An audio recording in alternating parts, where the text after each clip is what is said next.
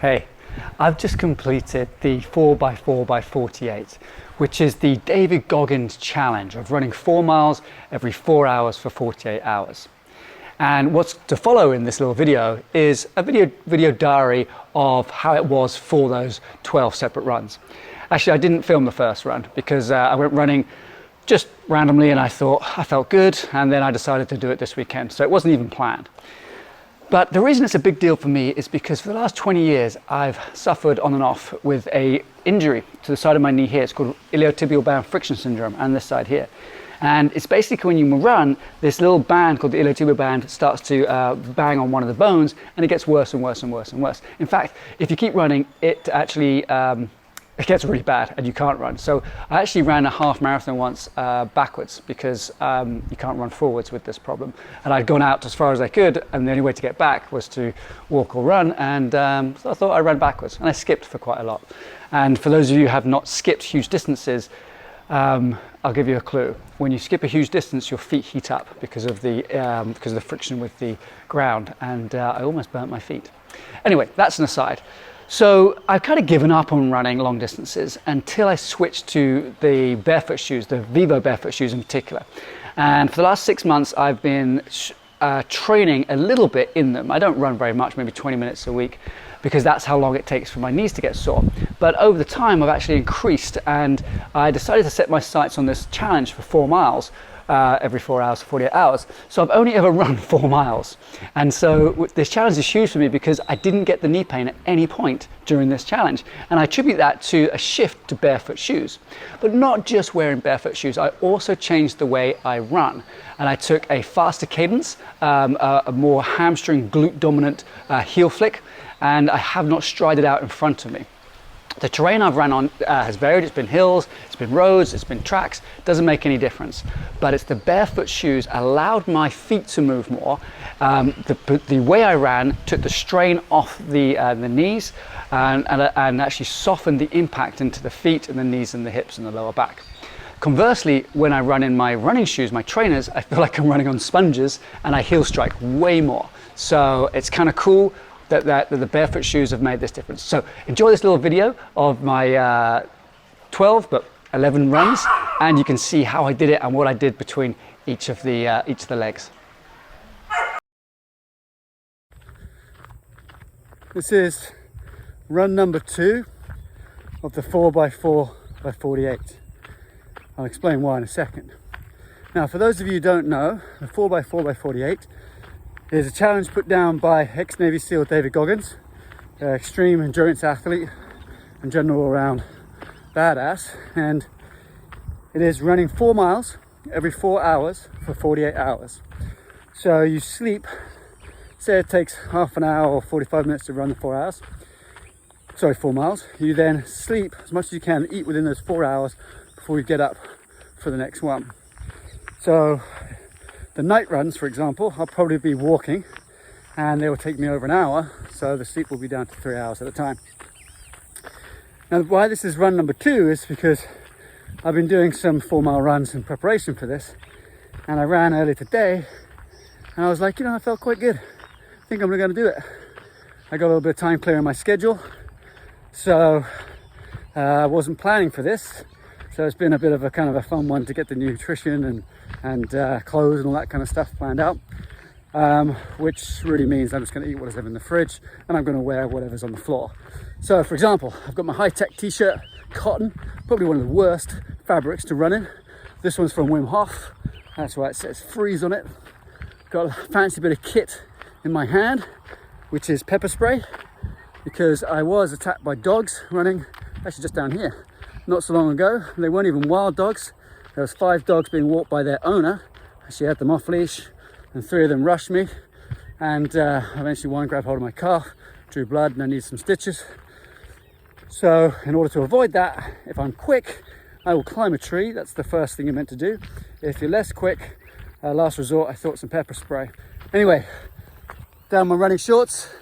These are actually swimming trunks. Got no underwear on, don't want to chafe. Maybe that's a bad idea as well. And then on my feet, I've got the Vivo barefoots, and these Vivo barefoots have been quite a journey to transition from regular running shoes where I would get injured running anything over 10k, get this repetitive strain injury on my knee. So I've transitioned to barefoot, and I actually run barefoot sometimes, but when I'm running longer distances, I put on the Vivo barefoot shoes. So I'm going to give them a proper trial over the next 48 hours. So I'll be checking in beginning of each run, maybe at the end, see how it goes. Bye for now. I don't know if you can hear this. Would walk 500 miles. I would walk 500 more.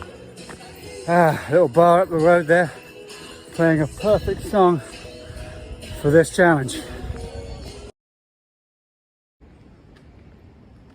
So it's run number 4 done, my first proper night run. And I can tell it's night and I'm a bit sleepy because I forgot to press start on my GPS. So I can't show you that one. But ran the same distances as before. Ran on walks because running at night here is a little treacherous underfoot because of the rocks. But then walking is actually kind of dangerous as well because of the dogs. And also I've run into a lot of bugs. So different experience. Now it's time for my hot tub. Back to bed. Run number 5. I hope. Gotta write these things down, I suppose. It's my 5:30 a.m. run.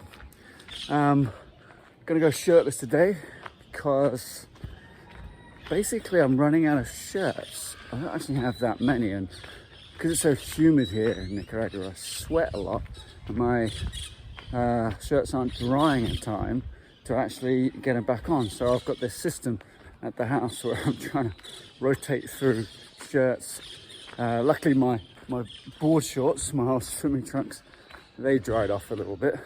And you know, it's not hugely hot at the moment. You can see some blue sky up there, but it's going to get hot, so I have to wear something to cover my head, because if I'm going to do this in the heat of the day at 1:30, I don't need to be too dehydrated and burnt at my 5:30 run.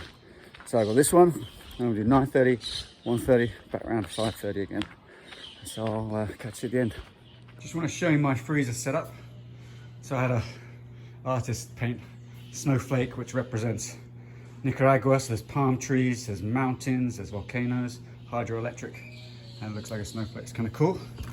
So inside, got a pump just filtering out some of the dirt that gets in there.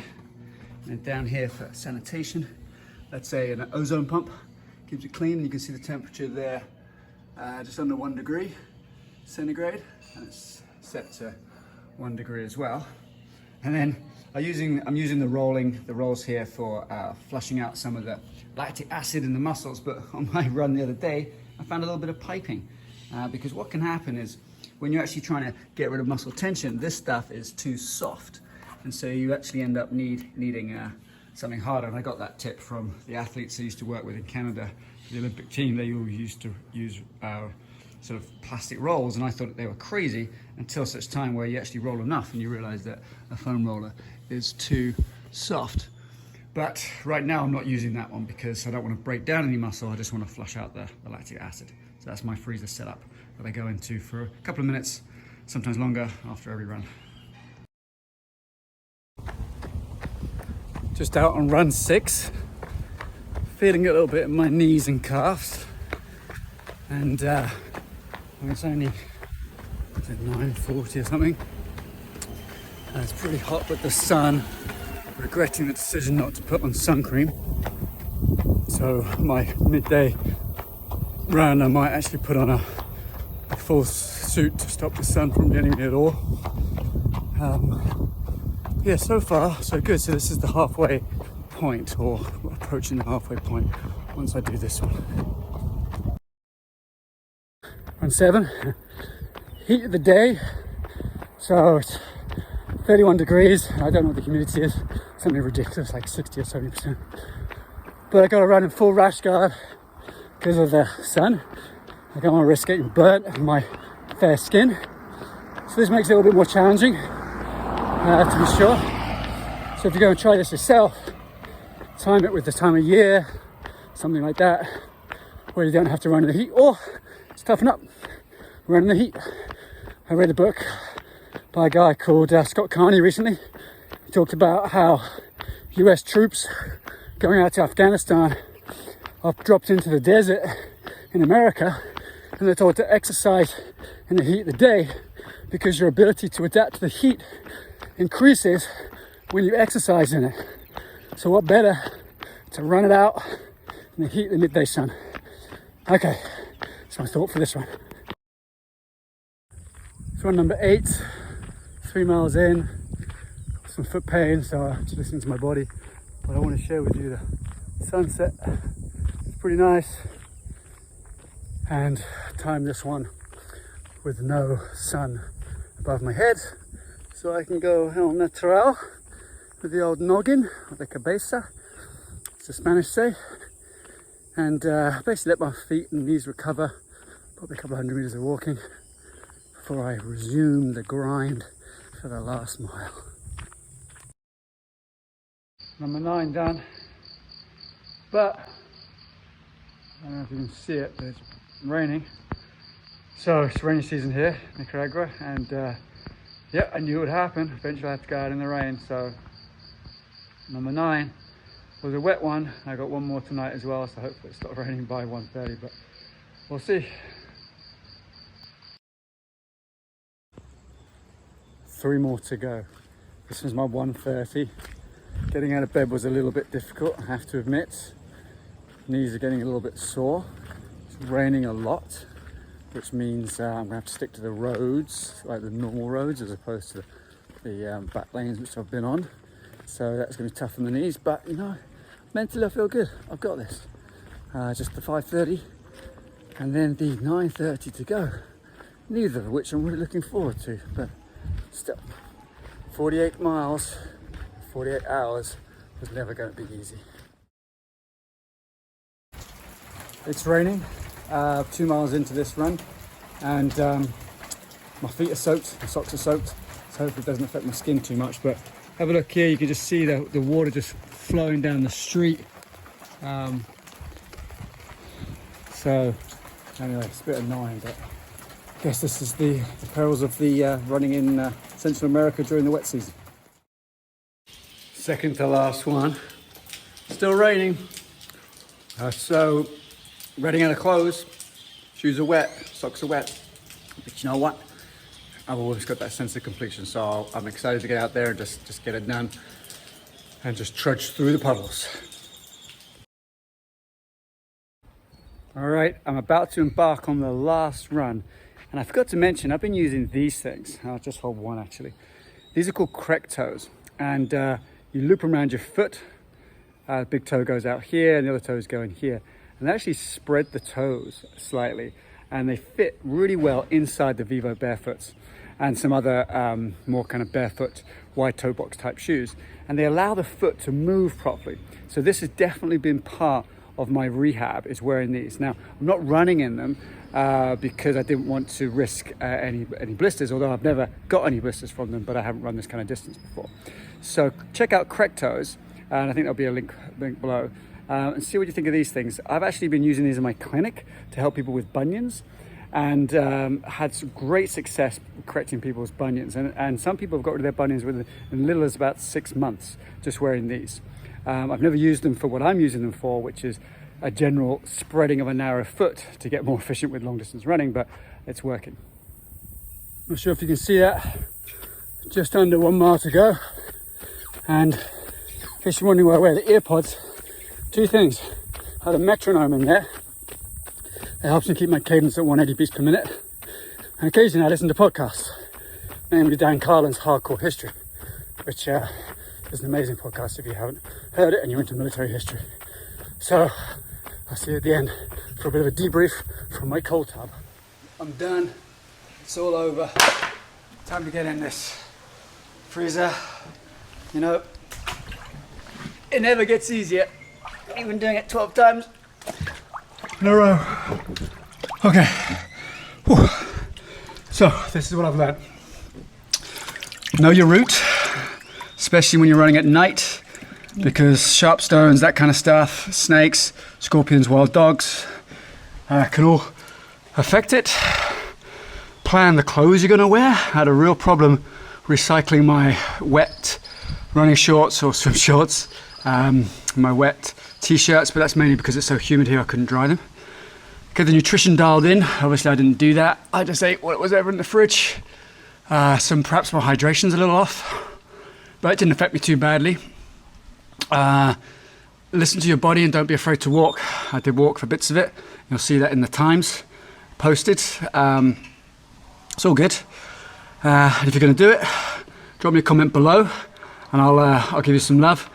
And as always, subscribe to my YouTube channel. Don't miss the next video. Lots of them on rehab. Going to be doing some great stuff on foot rehab as well, because transition to barefoot can put a lot of strain into your feet. All right, good luck people, and I love you all.